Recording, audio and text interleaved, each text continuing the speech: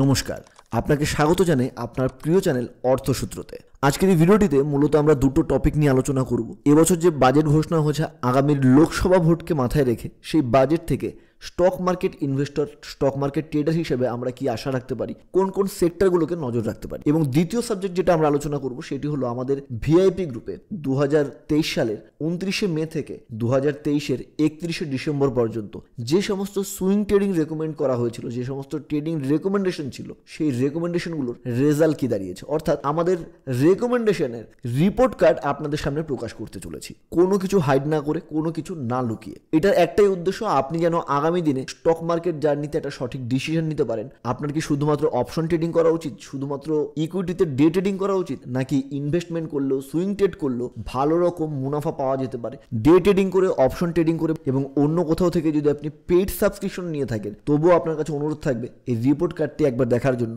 এই রিপোর্ট কার্ডের মাধ্যমে একবার বিশ্লেষণ করার জন্য আপনার ট্রেডিং জার্নি সঠিক ট্র্যাকে চলছে কিনা। ভিউয়ার্স বন্ধুরা, বাজেটের সামারি পেতে বা বাজেট দেখার জন্য আমরা গুগলে এসে ইউনিয়ন বাজেট 2024 লিখে সার্চ করতে পারি এবং এই সার্চ রেজাল্টের প্রথম যে রেজাল্টটি আসবে ইউনিয়ন বাজেট, এখানে দেখতে পাচ্ছেন www.indianbudget.gov.in। তো এই ওয়েব লিঙ্কটিকে আপনি ওপেন করে নেবেন। ওপেন করার পর ঠিক এই অপশনটিতে ক্লিক করবেন, বাজেট হাইলাইটস কি ফিচার্স। তো এটিকে ক্লিক করার সাথে সাথে আপনার সামনে একটি পিডিএফ খুলে আসবে, যে পিডিএফ এর মধ্যে লেখা রয়েছে কি ফিচার্স অফ বাজেট 2024-2025। এখানে এবছর বাজেটের সামারি পেয়ে যাবেন, কি ফিচার্স গুলো পেয়ে যাবেন, কোন সেক্টরে সরকার ডেভেলপের জন্য নজর রেখেছে, বাজেটের ভিশন কি রয়েছে, ইন্ডিয়ান ইকোনমি কি হারে গ্রো করছে এবং কোন সেক্টরগুলো থেকে as a investor, as a tedder আমরা সবচেয়ে বেশি লাভবান হতে পারি। যেমনটি আপনারা জানেন, বাজেটের মাধ্যমে কেন্দ্র সরকার বা সেন্ট্রাল গভর্নমেন্ট পার্লামেন্টের থেকে অনুমতি আদায় করে কোনো একটি ফিনান্সিয়াল ইয়ার বা কোনো একটি টাইম পিরিয়ডের জন্য তারা কিভাবে কত টাকা রেভিনিউ কালেকশন করবে এবং আলাদা আলাদা বিভিন্ন খাতে, বিভিন্ন সামাজিক কাজকর্মে কত টাকা তারা খরচ করবে।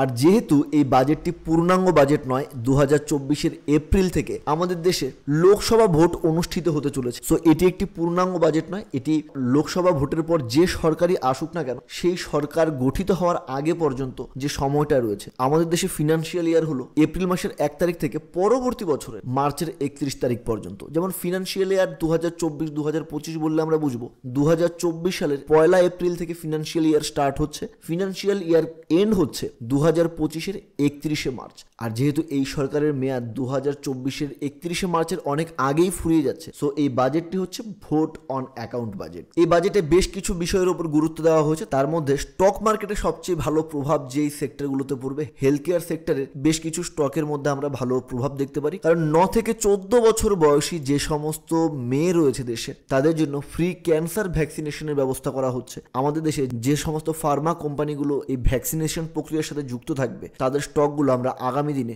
বেশ ওপরের দিকে মুভ করতে দেখব। প্রধানমন্ত্রী আবাস যোজনাতেও কিন্তু অ্যালোকেশন অনেকটাই বেড়েছে। আবাস যোজনার নতুন টার্গেট রয়েছে 2 কোটি বাড়ি বানানোর। আর এই বিপুল সংখ্যক বাড়ি বানাতে প্রচুর সিমেন্ট, প্রচুর টিএমটি বার, রং, ওয়াল পেইন্ট, এই সমস্ত জিনিসের অনেক দরকার পড়বে। আর এই কারণে আমরা cement manufacturing company, paint manufacturing company, TMT manufacturing company, তো এই স্টকগুলোতেও আমরা ডিমান্ড দেখতে পারবো আগামী দিনগুলোতে। আপনারাও এই পিডিএফটিকে দেখে নিতে পারেন। এই পিডিএফ এর লিঙ্ক আমরা আজকের এই ভিডিওর ডেসক্রিপশন বক্সের নিচে দিয়ে দেবো। সরকার গ্রিন এনার্জির ওপর খুব জোর দিচ্ছে, সোলার পাওয়ার্ড এনার্জির ওপর জোর দিচ্ছে, যে কারণে সোলার প্যানেল ম্যানুফ্যাকচারিং কোম্পানিগুলোর স্টকের প্রাইস আমরা আগামী দিনে বাড়তে দেখবো। আর আপনারা এটাও জানেন, শুধুমাত্র সোলার প্যানেলে কিন্তু পুরো সিস্টেমটা চলবে না, পাওয়ারের সিস্টেমটা চলবে না। সোলার প্যানেলের সাথে সাথে ব্যাটারি ম্যানুফ্যাকচারিং কোম্পানিগুলোর স্টকগুলোও কিন্তু আমরা ওপরের দিকে উঠতে দেখবো আগামী দিনগুলোতে।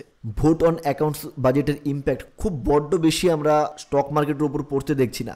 2024-এ নতুন সরকার আসার পর জুলাই মাসে যে আরো একবার আমরা বাজেট দেখতে পাবো, সেই বাজেটের ইম্প্যাক্ট বেশি হবে আপাতত ফেব্রুয়ারির এই বাজেটের তুলনায়। এখানে জাস্ট আমি একটা ছোট্ট সামারি দিলাম, আপনারা অবশ্যই এটা একবার পড়ে দেখবেন লিঙ্কটাতে গিয়ে। ডেসক্রিপশনে আরো একটা লিঙ্ক দেওয়া থাকছে, এখানে দেখুন ডকুমেন্ট লিঙ্ক বলে। এই লিঙ্কটি কিসের রয়েছে? এই লিঙ্কের মাধ্যমে একটি ডকুমেন্টস রয়েছে, যে ডকুমেন্টসে 29/5/2023 থেকে 31শে ডিসেম্বর 2023 পর্যন্ত যা কিছু রেকমেন্ডেশন ছিল সুইং ট্রেডিং এর জন্য বা ইনভেস্টমেন্টের জন্য আমাদের ভিআইপি গ্রুপে, সেই রেকমেন্ডেশনগুলোকে আপনি দেখতে পাচ্ছেন। সবার প্রথমে ডেট রয়েছে, অর্থাৎ কবে আমরা রেকমেন্ড করেছিলাম, কোন স্টক রেকমেন্ড করেছিলাম অর্থাৎ স্টক নেম, তারপর এন্ট্রি প্রাইস কততে আমরা রেকমেন্ড করেছিলাম। এরপর আমরা দেখতে পাচ্ছি কোথায় স্টপ লস রেখেছিলাম, কারণ আপনারা জানেন স্টক মার্কেট ডাইনামিক, স্টক মার্কেটে যতখানি প্রফিটের সম্ভাবনা ততখানি সম্ভাবনা রয়েছে লসের। এর জন্য আমরা সবসময় প্রেফার করি স্টপ লস দিয়ে কাজ করার জন্য, প্রয়োজনে জিটিটি অর্ডার দেওয়ার জন্য। তো স্টপ লস কোথায় দেবেন সেটাও আমরা রেকমেন্ডেশনে বলে দিই, সেই সাথে প্রফিট কোথায় বুকিং করবেন সেটাও আমাদের বলা থাকে। বাট প্রফিটের যে রেকমেন্ডেশন অ্যামাউন্টটা দেওয়া থাকে এটা শুধুমাত্র তাদের জন্য যারা স্টক মার্কেটে বিগিনার রয়েছেন, যারা প্রাইস অ্যাকশনকে খুব ভালোভাবে জানেন না, যারা স্টক মার্কেটকে এখনো ভালো করে শিখে আসেননি, তাদের জন্য আমরা কিছু টার্গেট রেকমেন্ড করি।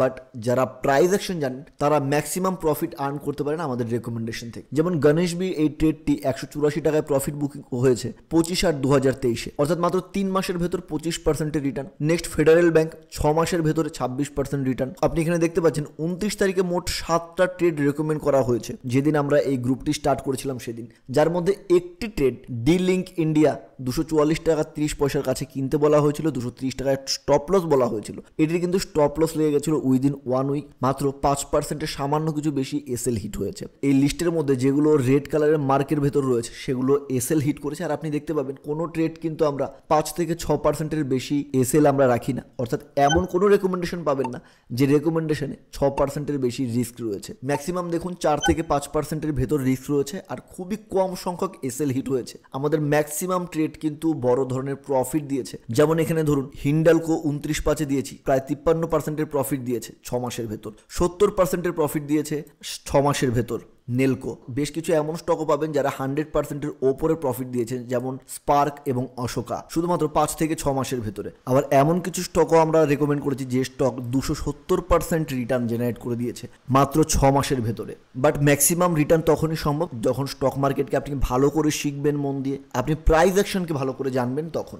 আশা করি এই রিপোর্ট কার্ডটি দেখে আপনারা বুঝতেই পারছেন আমাদের রেকমেন্ড কতটা ভ্যালুয়েবল থাকে। আপনি বাংলায় ছেড়েই দিন, এরকম ফ্রি অফ কস্ট রেকমেন্ডেশন আপনি একাধিক হিন্দি চ্যানেল ঘেটেও কিন্তু খুঁজে পাবেন না। আর এই রিপোর্ট কার্ডটি শেয়ার করার একমাত্র উদ্দেশ্য আপনারা যেন নিজেদের স্টক মার্কেট ট্রেডিং জার্নিকে আরও একবার পর্যালোচনা করতে পারেন, আপনাদের যেন কনফিডেন্স বুস্ট হয় যে না, এখানে শুধুমাত্র লস নয়, এখানে প্রফিটের জোরালো সম্ভাবনা রয়েছে সঠিক ওয়েতে, সঠিক সেক্টরে, সঠিক সেগমেন্টে কাজ করতে পারলে। আশা করব যারা যারা এই ভিডিওটি দেখছেন অবশ্যই এই রিপোর্ট কার্ডটি দেখবেন। অনেক সময় এরকমও হয় যে আমরা প্রাইস দিচ্ছি 147 টাকাতে, আর যেহেতু আমরা যখন রেকমেন্ড করি তখন মার্কেট ক্লোজ থাকে, আমরা রেকমেন্ড করার পর মার্কেট যখন ওপেন হচ্ছে 2%, 3% ওপরে, অনেকেই 2%, 2.5% ওপরে গিয়ে মার্কেট ওপেন হলে বেশ ভয় পেয়ে ওঠেন, ট্রেডটি তখন নিতে চান না, কিন্তু পরবর্তী সময় প্রমাণিত হয় যে এটা দুর্দান্ত ট্রেড ছিল। কিন্তু যারা আমাদের সাথে প্রাইস অ্যাকশন শিখেছে তারা কিন্তু ম্যাক্সিমাম সময় এই ধরনের ভয়গুলোকে পেছনে ফেলে উইনিং ট্রেডগুলোকে বড় প্রফিটেবল ট্রেডে কনভার্ট করে থাকেন। এতক্ষণ ধরে যারা আমাদের সাথে এই ভিডিওটিকে সম্পূর্ণ দেখলেন সবাইকে অসংখ্য ধন্যবাদ জানাচ্ছি। ভিডিওটিকে আর দীর্ঘায়িত না করে এখানেই শেষ করছি। সবাই সুস্থ থাকুন, ভালো থাকুন, শুভরাত্রি।